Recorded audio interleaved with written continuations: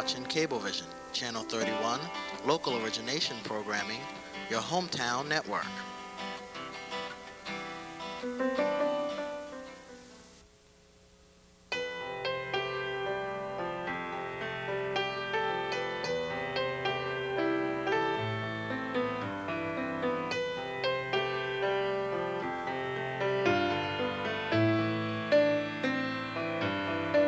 Welcome to Mind Over Matter.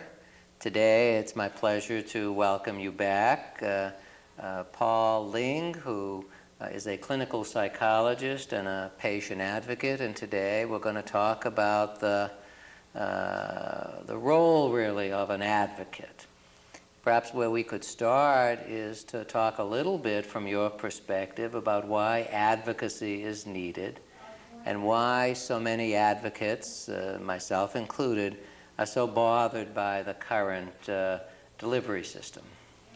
Well, George, I've been in private practice for going on 20 years at this point, and certainly over the last decade I've seen very dramatic and very alarming changes in the mental health system, primarily due to the managed care system. Like what? Well, what particularly activated me and turned me into an activist was an experience I had with one of the large national managed behavioral health care chains. They'd recruited me back in the early 90s out of the blue, literally just called me up, set up an interview, made the usual promises, they'll send you all of these patients and so on, and simple billing. It was a rather rude awakening, though, as I actually started to work with these folks. I actually only received 2 referrals from them. One was a rather straightforward short-term therapy case. The other was a complicated case. I mean, this was a lady who was presenting complaint where she was depressed because her family had ostracized her because she had had the gall to call the police because her brother, who was a drug dealer, had pulled a submachine gun on her. You get some idea that there was an extremely dysfunctional background. As I got to know this lady better, it was apparent that she had a lot of trauma, both sexual and physical, in her early childhood. One parent was severely mentally ill. Both parents had substance abuse problems. She herself had developed a bad alcohol problem. And at the time that I was working with her, and actually I am continuing to work with her, but when I first met her, she was essentially an abused woman. I mean, she was going from one relationship to another where she was essentially being humiliated and abused, physically abused. I mean, literally she had her front teeth knocked out and so on. This managed care organization initially allowed me to see her for a couple of months. And I might add that theoretically, on paper, her insurance benefits said that she had unlimited psychotherapy, outpatient psychotherapy benefits, but of course it was closely managed. And after a few months, they essentially said, we're not going to authorize any more sessions. And I called up the case reviewer and I appealed. And I might add that this case reviewer was not just a clerk, but it was another psychologist who was working for the managed care organization. And this case reviewer essentially asked me, is the patient suicidal? And I had to say, well, she feels like it sometimes, but no, she's not really suicidal. Is she homicidal? No, she's never been homicidal. Is she able to work? Well, barely able to work, but she's getting her teeth knocked out, and you know, she's in extreme distress, and she's at great risk. Totally ignored that, those points, and essentially said, Dr. Ling, you've done a great job, and if you don't shut up as far as advocating for your patient, we're only looking for team players. They made a not so subtle threat that they would throw me off their panel. Drop you from the panel. And I felt it my moral obligation not to abandon my patient. I continued to advocate for her. Didn't do me any good as far as getting any more benefits from her insurance. And indeed, within a year, I received a a quote-unquote termination without cause letter. These little clauses in the contract where they can just terminate you for no reason. And it became very clear to me, I mean, this patient was certainly not going to go to her human resource person and say, gee, I'm supposed to get unlimited psychotherapy, but I can't get psychotherapy. She was not about to complain. So it became obvious to me that as her doctor, it was really up to me to start to do some of the advocating. And in the ensuing years, of the last 6 or 7 years, I've become a leader essentially in 3 or 4 different groups that are quite involved in mental health advocacy. And the more I learn about the effects of managed care, particularly in mental health, the more dedicated I become to maintaining my role as a patient advocate. I mean, for the folks who are in the public system, I mean, there's really an atrocious underserving of the population. I mean, I think it's outrageous that here at the beginning of the 21st century, jails and homeless shelters are essentially the de facto mental institutions of this state. It's outrageous. It's been a great leap backwards. So just to be a devil's advocate, that psychologist in the best of all possible worlds would have done what? In the best of all possible worlds, not even in the best, in a reasonable world. In a reasonable world where she was not concerned about the bottom line and how much she could show that she was saving the insurance company, she would have listened to the data. She would have listened to the fact that, yeah, this lady does have a chronic, milder sort of depression, not a major depression, major problems with her relationships, this inner need to seek relationships where she is essentially exploited and abused. They would have listened to that data and they would have authorized further sessions. And they would have let the treatment continue without disruption. As it was, she did have to temporarily drop out of therapy, and what happened, the cost of this therapy was shifted onto this woman, and she wound up paying out of pocket, and to this day I'm still seeing her. Might add, it's not necessarily weekly therapy, and there have been a couple of years where I hadn't seen her at all. But she's now married, happily married, has some kids. Essentially a cure did take place over time, but it did not fit the short-term model of therapy that the managed care organizations demand that the therapists follow. But again, I'm that psychologist. I mean, I'm going to hear the same story from every clinician who calls. I mean, that their patient needs additional treatment. I mean, is there no justification for the kind of monitoring that the HMOs are doing? I think there is always room for good utilization review.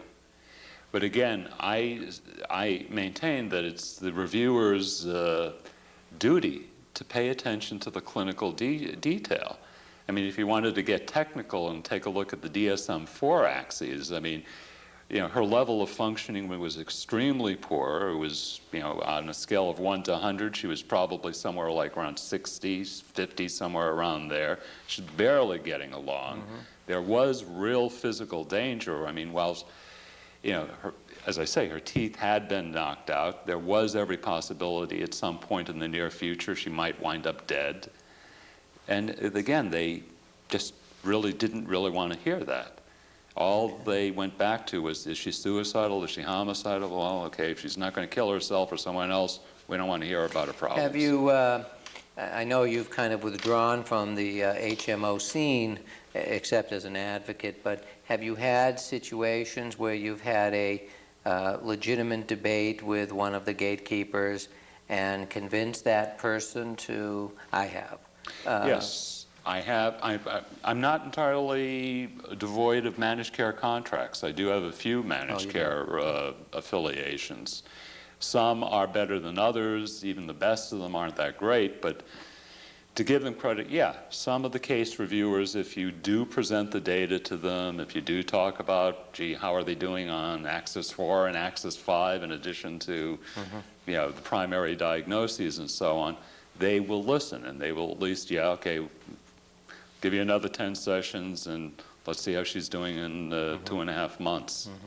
Okay, so the process itself, I mean, because I know, you know, many days I wish they didn't exist at all and all that money just got plowed into direct care, and I think the grant that we hope to get funded will allow us perhaps to demonstrate, you know, that some of this gatekeeping is more trouble than it's worth, because in many respects it's very, very hard, I think, for them to legitimately say no to, say, yourself. If you're sitting there with the patient, it's different if they sent out their own consultant who sat with the patient and said, look, in my opinion, you know, I don't think added sessions are necessary, but at least they have data to counter your data, not just a telephone call and then general principles with concerns about, you know, about the bottom line.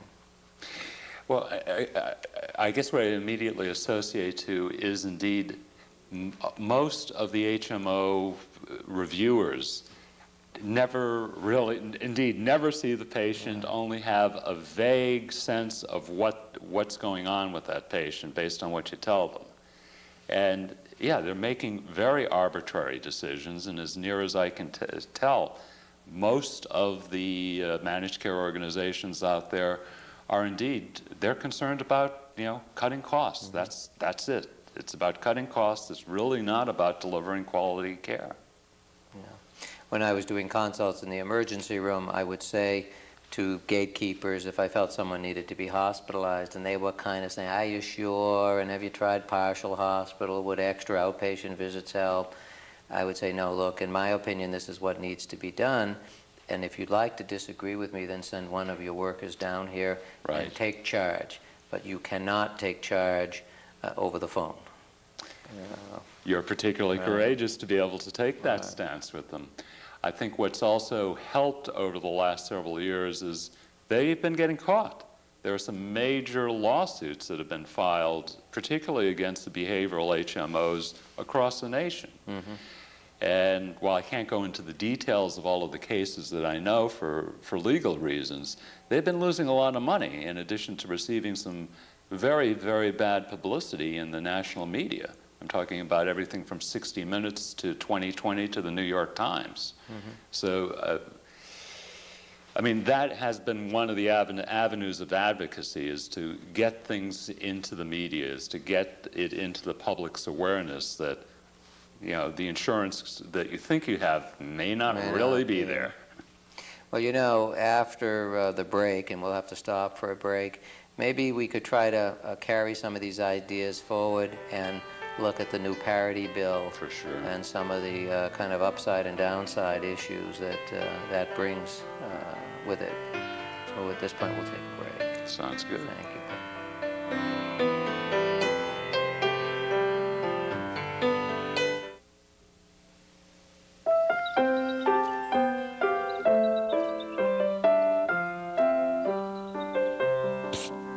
You kids, over here.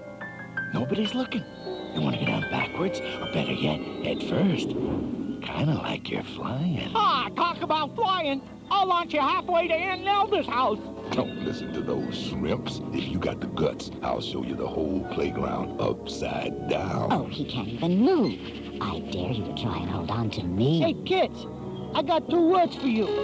Human catapult. Oh, stop your squeaking, you rusty. You want some of this rust? I know Come on, nuts I'll there. give you some of my rust. Come on, I got rust. Last year, 500,000 kids were injured at playgrounds by the power of their own imaginations. Please supervise your child. For a free brochure on preventing playground injuries, call the American Academy of Orthopedic Surgeons toll-free or visit aaos.org. This doesn't look fun to you. I'm having the time of my life here.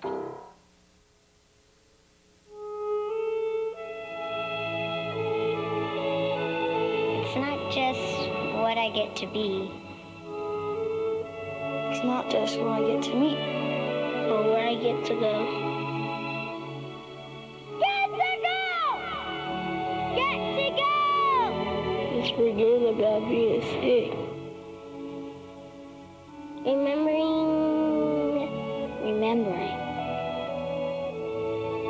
Remembering how to be a kid.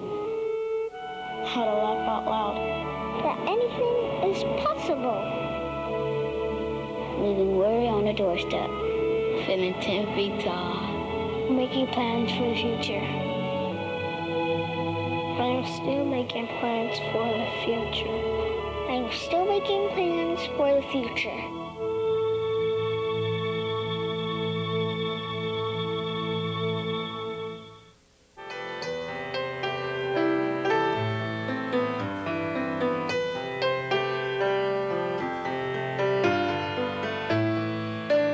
Motherhood and apple pie. I mean, parity is considered by so many people to be a wonderful development, and the passage of the parity bill was widely celebrated. Yes. Tell us the good news and the bad news. And I know you in particular have had some long-standing concerns about parity. Mm-hmm. But tell us first a little bit the good news and then maybe what your concerns emanate from. Well, I think the really good news is that, yes, the parity bill has passed. It's been signed into law. It'll take effect January 1st of 2001. The good news about parity is that it's a very strong anti-stigma statement. I mean, essentially, parity means that mental illnesses should be treated the same as physical illnesses. And indeed, it's sort of like mom and apple pie. Who can argue with that? It's certainly, as mental health clinicians, we know that to be very much the case. The bad news, there are several pieces of bad news about the parity bill. Let me first of all make the observation that whether we're talking about the earlier federal parity bill or the parity bills that exist in the other New England states, from the information I get from the Alliance for the Mentally Ill or from clinicians in other states, those parity bills have not actually increased the level of insurance coverage for the mentally ill. To talk about the mass parity bill, first of all, one big problem is that it's really ascientifically based. They're differentiating, quote-unquote, brain disorders from all other psychological disorders. Brain disorders such as schizophrenia, bipolar disorder, certain anxiety disorders theoretically, again, have unlimited coverage. For all of the other categories of disorders, which include some very severe ones, such as personality disorders or post-traumatic stress disorders, those are limited to, I believe, 24 sessions per calendar year. I mean, so right there, and you know, there are some very good people in the legislature, such as Representative Doug Peterson and Representative Ruth Balzer, both of whom were clinicians before they became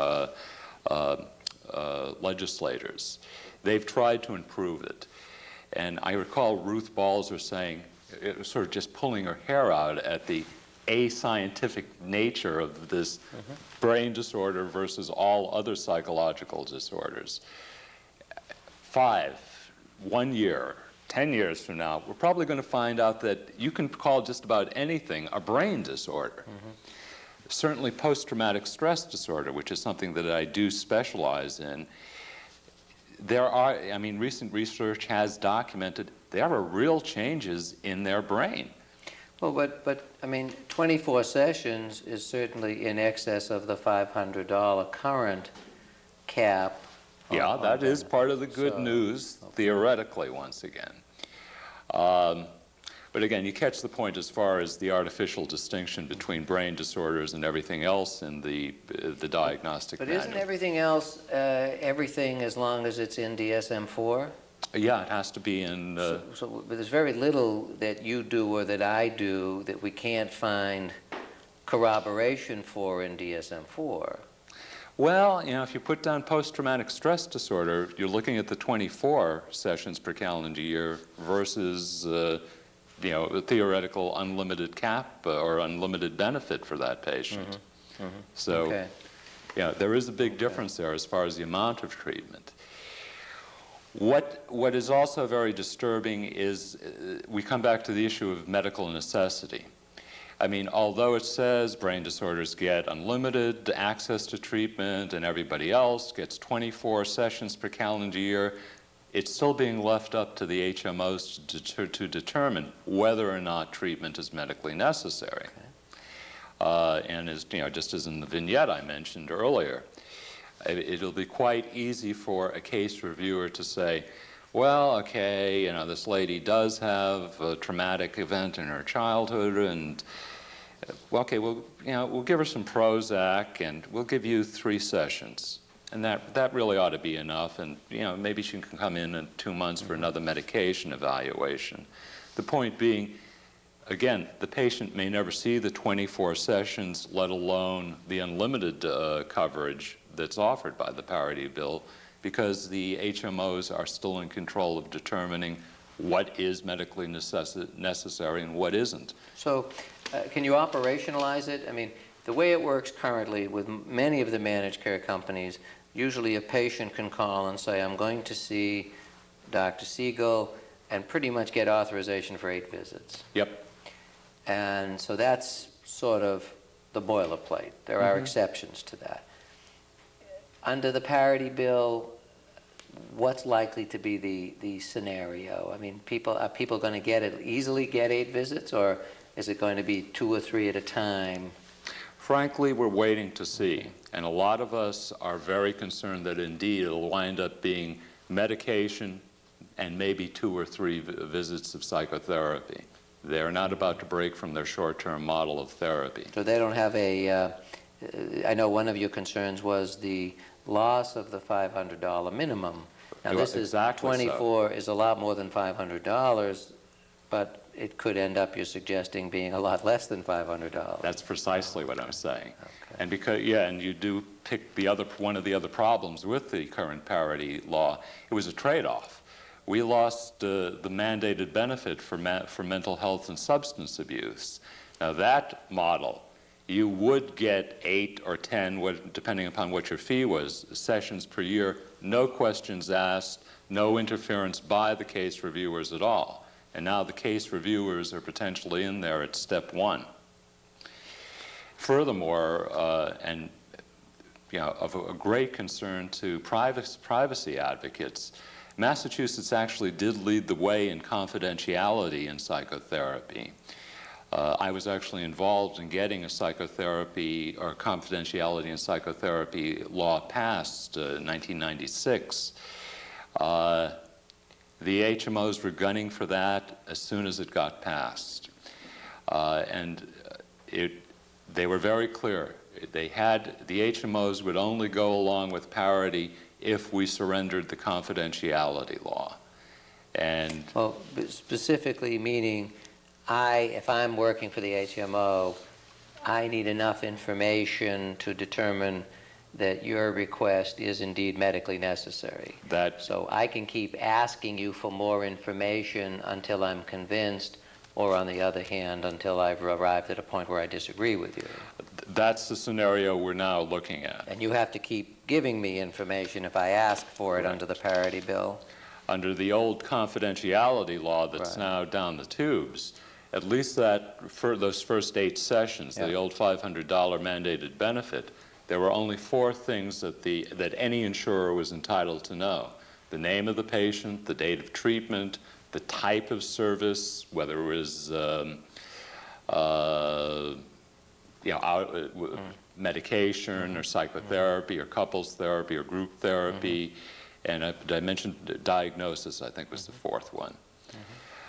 But again, very limited information that was allowed to leak out, and for that matter, one of the things that spurred parity, the move to get parity through this year, was the U.S. Surgeon General's report, who was strongly advocating that mental illness was an underserved and basically ignored area of health care. The irony was that while he was pushing for parity, he cited Massachusetts confidentiality law as a model for the rest of the nation. And here we wound up sacrificing it to get the parity bill. there's another little provision or absence of a provision, really, because I called Ruth Balzer about this, and she made a couple of calls and got back to me. Copay is not addressed in the parity bill. And when she called me back, what she said she learned, a little bit, I think, to her surprise, is that there is a non-discrimination clause. In other words, whatever goes on in the primary care doctor's office, so has to go along in the clinician's office. So if it's a $5 copay in one setting, it has to be a $5 copay in another. Well, if you put on your cynic's hat, what you can anticipate will happen in the future is that they're going to start raising the copay in the primary care doctor's office, and then they can pass that along in the psychotherapist office. But at this point, that copay, because for 12 to 20 visits under Tufts and under some of the other plans, the copay, those visits are readily approved these days, but the copay shifts to 50%. Precisely. Which, like myself, if you work in a poverty culture, a 50% copay is prohibitive for a lot of people. Absolutely. Right. So the copay is something that really isn't addressed in the bill, except there can be no discrimination. So that's yet another area where I think people are a little bit nervous about what this parity bill is going to. And then you're anticipating really a struggle to get up to 24 visits. Yeah, I think indeed every therapist out there is going to have to indeed become an advocate to get those 24 visits. And true with the brain diseases as well. I strongly suspect that's going to be true as well. Because they might argue with me, well, that's not really schizophrenia. Or, even if it is, even if the patient does have schizophrenia, gee, try him on another medication, or he doesn't really need to be in that hospital for the extra day or two, even though we don't have an aftercare plan established for him. Again, the whole healthcare system is geared at this point really towards cost cutting. And, there's a place for that, but not at the expense of quality of service. Well, even I'm a psychopharmacologist. I prescribe a lot of medication. Unlimited med visits, I really do object to that as well. If it means that I'm going to be paid to see people 5 or 6 minutes at a time, I really do, in some settings, see people for 5 or 6 minutes at a time. But I much prefer to see people for the full session, even though I'm not the primary clinician and I am the treating psychiatrist. I really like to see people and get to know how their problems fit in context with their history. And I'm a much better prescriber when I can do that. I was going to say, you're a good doctor, George. Yeah, thank you. That's the way it ought to be done as far as med consultations are concerned. Right. So, but unlimited visits aren't going to allow for full sessions. I very much doubt it. Okay. Well, we're going to have to take a break, Paul, and I think when we come back, maybe we should focus on sort of managed care, maybe the way the state through the Medicaid program is managing care for mental health, and critique that in our next segment.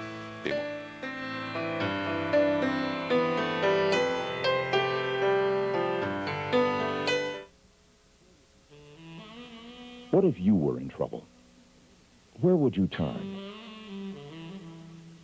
In communities around the country, there is help available. Volunteers of America has been helping people build better lives for over 100 years. One of the nation's largest nonprofit charitable organizations, Volunteers of America builds stronger communities, restoring confidence and self-reliance to help people help themselves. Reaching out to abused and neglected children and families. Caring for the special needs of the elderly and disabled. Providing services to people who are homeless and in poverty. Across the nation, Volunteers of America helped over 1.5 million people last year. There are no limits to what can be done. Find out how you can help change lives in your community. Call 1-800-899-0089. Volunteers of America. There are no limits to caring. Welcome an exchange student into your family. Learn about another culture in a fun and exciting way with Youth for Understanding International Exchange. I'm finding myself wanting to learn more and more about other countries, and it's really interesting. I love learning new things and sharing my cultures. These students bring something to the school that doesn't come from books. While your exchange student brings their world and customs into your lives, you get to share our great country with them. I guess I only thought you could love your own, but it's just been a great experience for all of us. Go global. Call 1-800-TEENAGE for this free booklet. Learn how you can welcome a Youth for Understanding exchange student into your community. We've learned so much, and very close friends of ours have now decided to host also.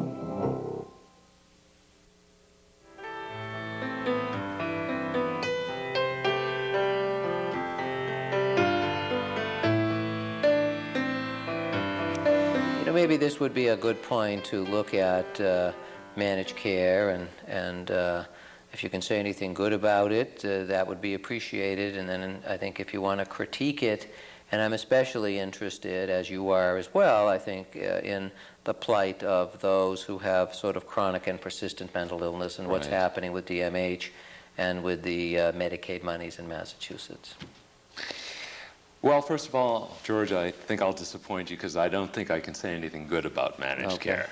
I mean, it's purely been a cost-cutting device. I think it's, again, ascientific. I think it's, developed by MBAs and accountants, essentially, and it's just a way of cutting costs and really reallocating that money to other areas. But just to, again, to ask you then, there was a time when there wasn't managed care, and when basically the clinicians, maybe more the doctors than the psychologists, there was a pecking order. Right. But clinicians were running the show, and they drove the system into the ground. So, I mean, it was born in a sort of a fertile time when I think everybody was concerned about runaway costs and unnecessary expenditures.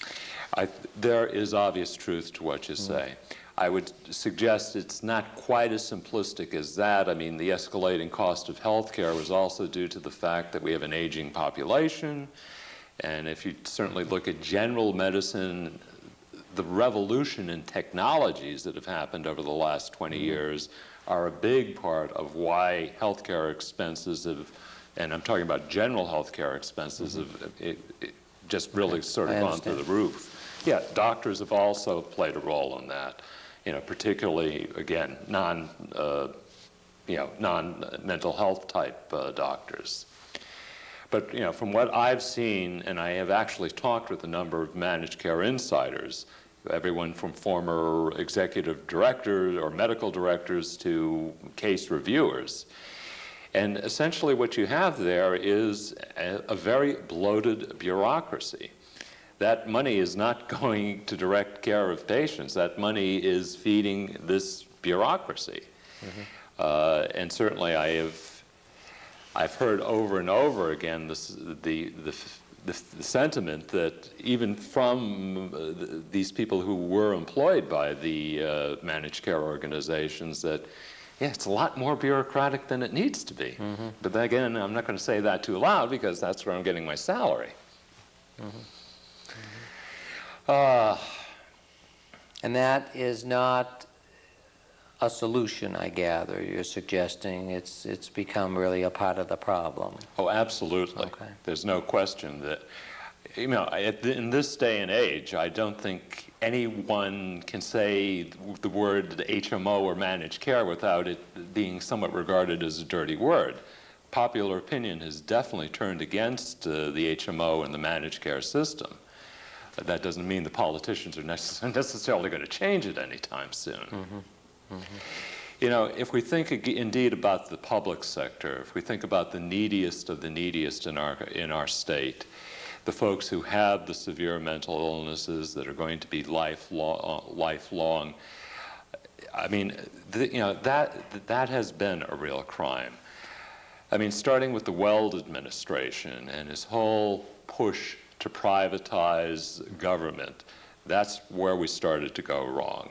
He essentially dismantled the existing Department of Mental Health to the point that it was just a vestige of its former self, and had the bright idea of hiring for-profit managed care organizations to administer the mental health benefits for acute DMH services and for the Medicaid population.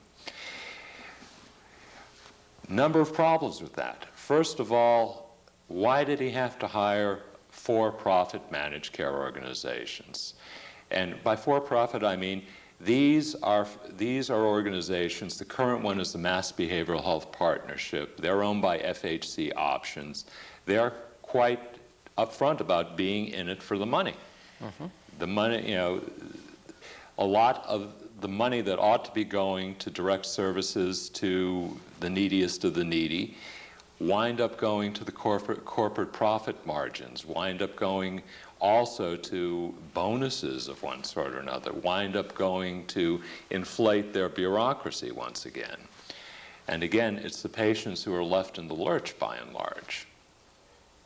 But beauty is in the eye of the beholder. There have been some studies that show that, in fact, the experiment in Massachusetts has been wonderfully successful. And there have been experiments to show quite the contrary, and I've contributed to some of those studies. How so?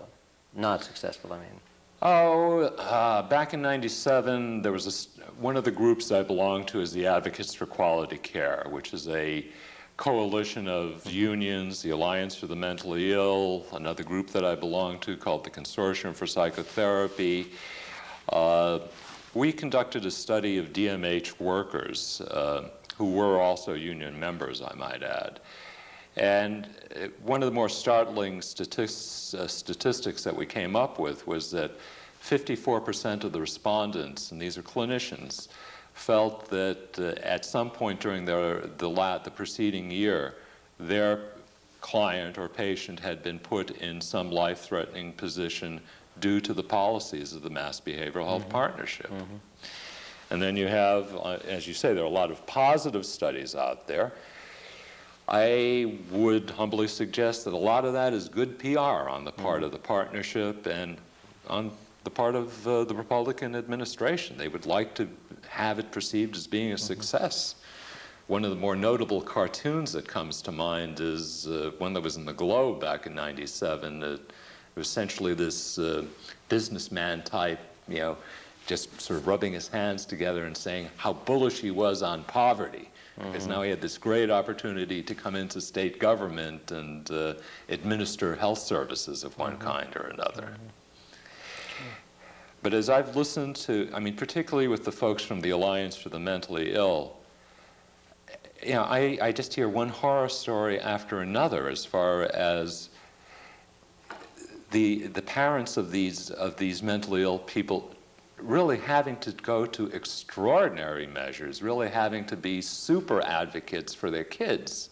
And by kids, these people can be 30, 40 years old, but they're psychotic and they can't really do for themselves. I'm good friends with a former board member of the Alliance, and he had a bipolar son who was floridly psychotic. The cops even brought the kid to an emergency room. Partnership diverted him, would not admit him. And, given one night in quote-unquote respite, didn't change his meds at all, still psychotic, brought him back a month later, again, the cops had to bring him in. He was getting so angry at that point that he had to threaten to sue the partnership in order to get the kid admitted.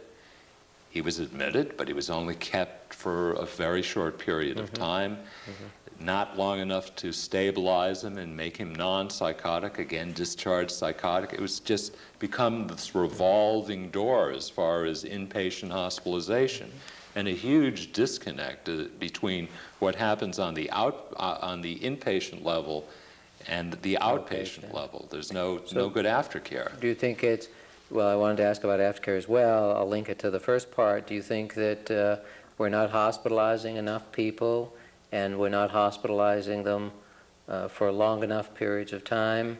And then we're bumping into a disconnect around the appropriate planning for aftercare? All of the above. I mean, all of the above. All of the above. I mean, let me be clear. I'm not advocating that we return to the bad old days of, warehousing peoples for years and years. Right. But I mean, we have enough scientific and clinical knowledge at this point to know how to go about treating schizophrenia and bipolar disorder. And when the system is really set up as a series of hurdles, it's darn hard to get those people into the hospital. And once they're in the hospital, enormous pressure put on the clinicians to get them out, get them out. I think the average hospital stay for the state patients is down to like 7 days or something, maybe less than that. I was going to say, I think it's even less than that, yeah.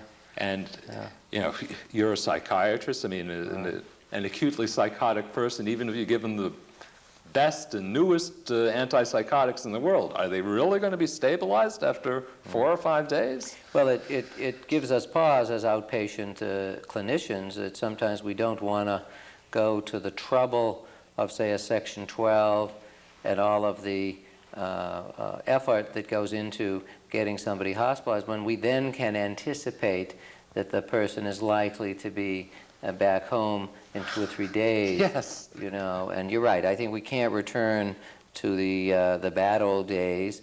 On the other hand, there were some good things about those days which we've lost. Indeed. I mean, I don't want to exaggerate the bad old days. I mean, at least in the late 80s, we had a relatively good outpatient system of clinics throughout the state. And they're largely long gone at this point. That's right. We had a vigorous effort at getting people into community care.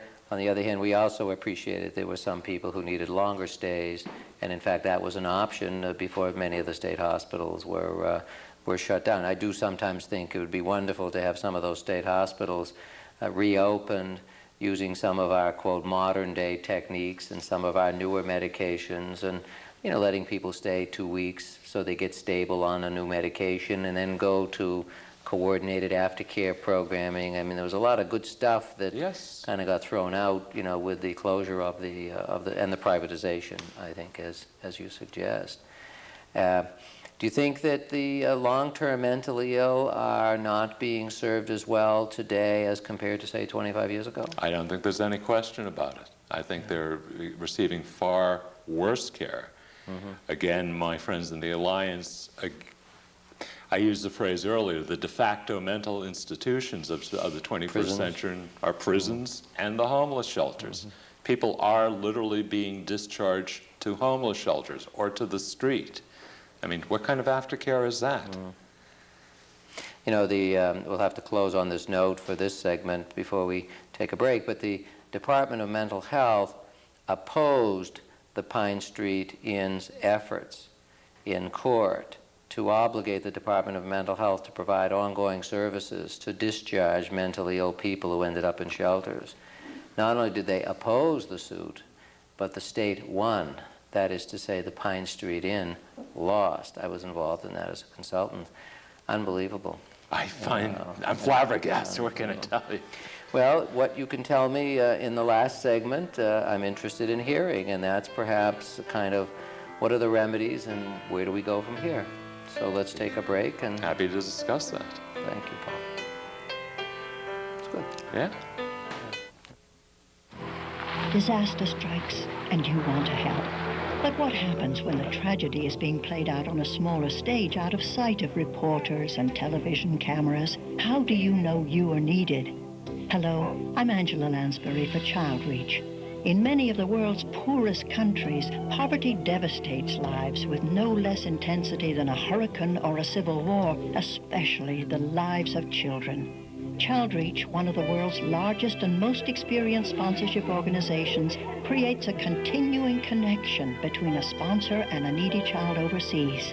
This leads not only to a caring relationship, but also to family and community-based self-help programs designed to bring clean water, education, health clinics, and most of all, hope to the sponsored child and his or her family.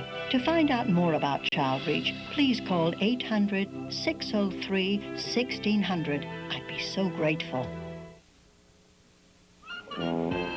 Excuse me, ma'am. Do you know about the government's Consumer Information Center? No. You know. Free instant information here on the web. Surely you called for the free Consumer Information Catalog. No. That's not who you were just calling. No, it wasn't. For free information on topics like raising healthy children, investing for retirement, buying surplus government property, getting federal benefits, information that's always up to date and always accessible, wherever you go. Well, that sounds interesting. You know, Pueblo, Colorado. Oh, Pueblo. Oh, Pueblo. Oh, Pueblo. Oh, Pueblo. As in www.pueblo.gsa.gov. That's my favorite website. See, everyone knows the Consumer Information Center. Pueblo. Even if they know it by another name. Is this going to be on TV?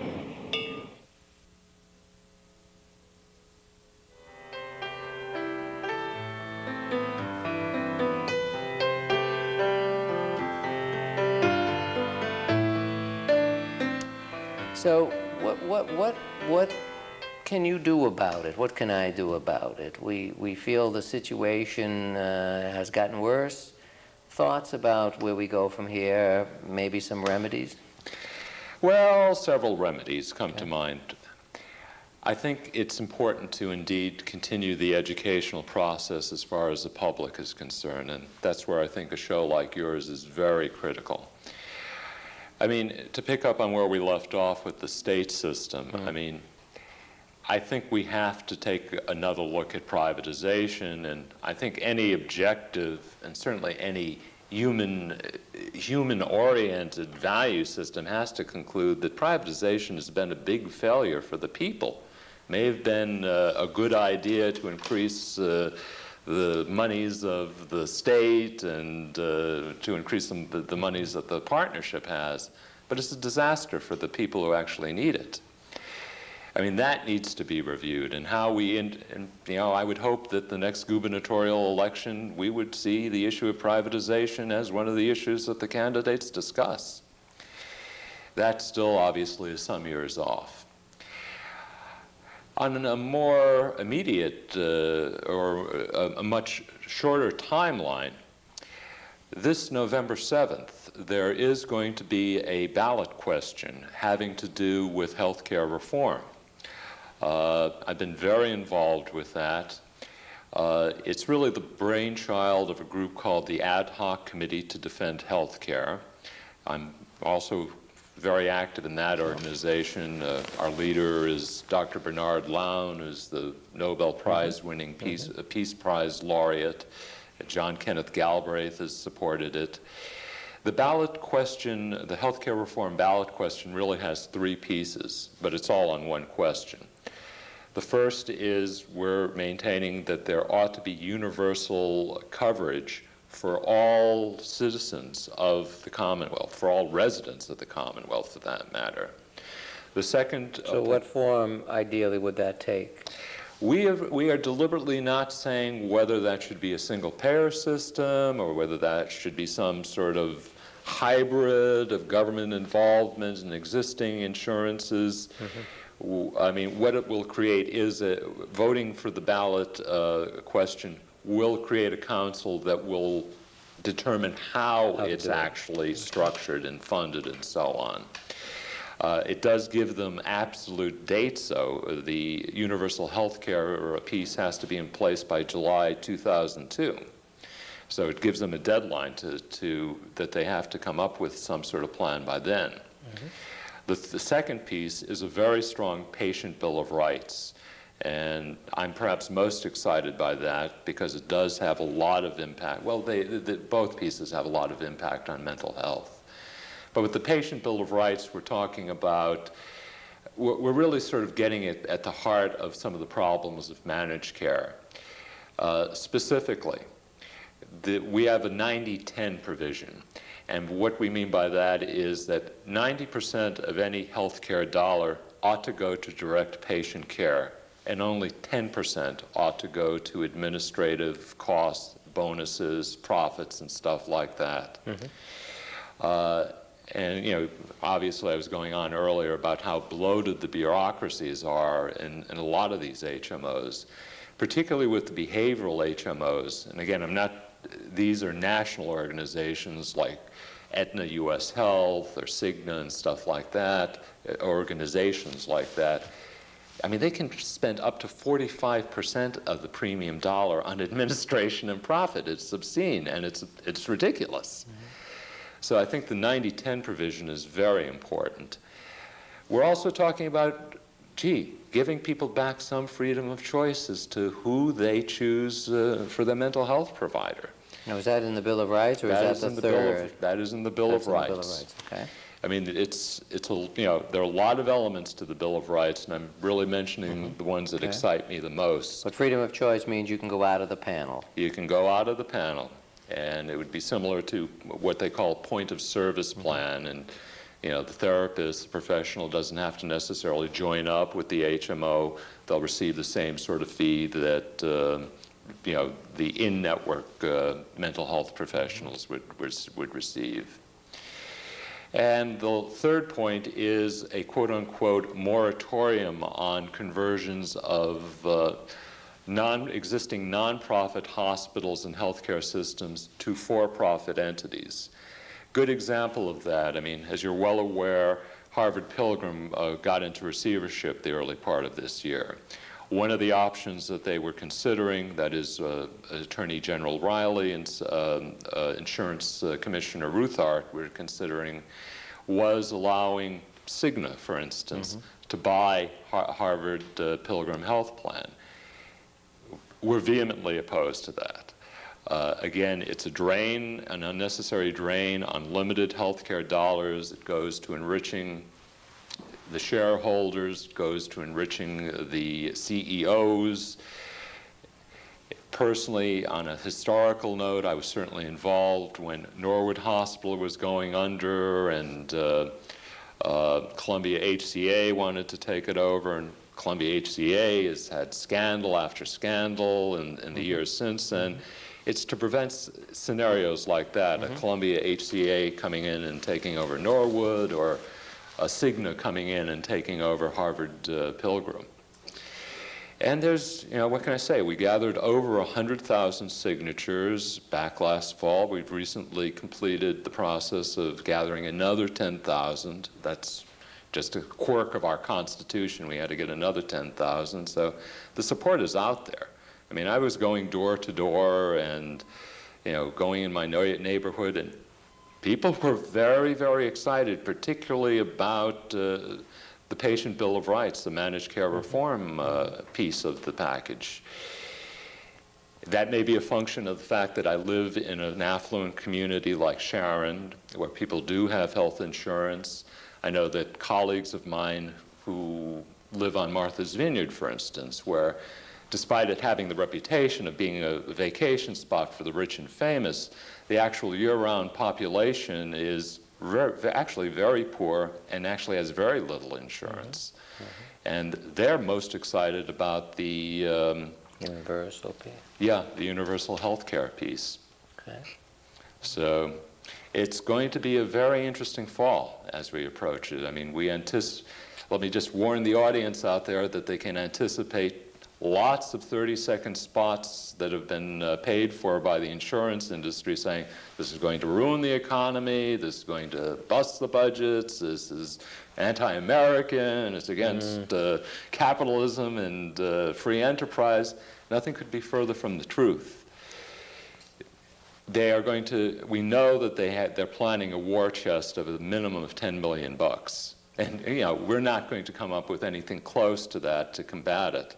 Our strength resides in the fact that we have developed extensive grassroots networks throughout the states, and we're getting the word out, word of mouth, through community newspapers and any venue that we can find, essentially.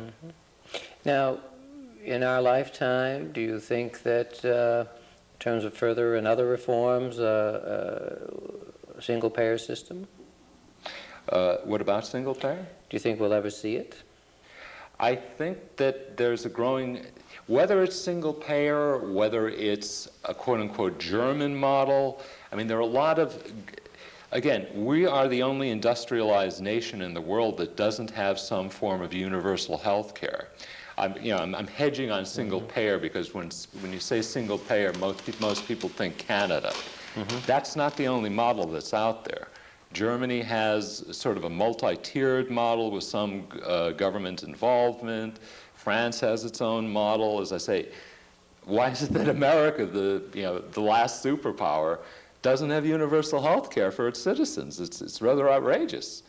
And I'm very much reminded of a comment of a lady in Tennessee, an activist out there. She's a victim of mental illness herself, and she was, several years ago, she was just complaining to me on the phone, isn't health care a right? And I had to say to her, gee, I'm sorry, it's not a right yet, but we're going to keep working on it. And that's really where we're coming from. I mean, health care should be a right.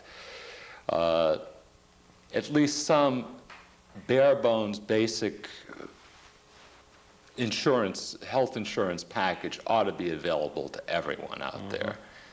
Most of the uninsured in this state are working people. It's not as, you're better off if you're on welfare for that matter, because at least you have Medicaid. I mean, it was the worst mistake for one of our patients to recently work long enough to get private insurance. Because now she's into a 50% copay situation, which with her former Medicaid, she wasn't at all having, to worry about that. That's, it's kind of tragic that progress is lost sometimes, Well, we have a long way to go. It really, there were times when we could provide services and we didn't have to worry about getting reimbursements for those services. So today, a lot of times, we are not able to provide services that clearly people need. Back in the DMH days, there was no billing.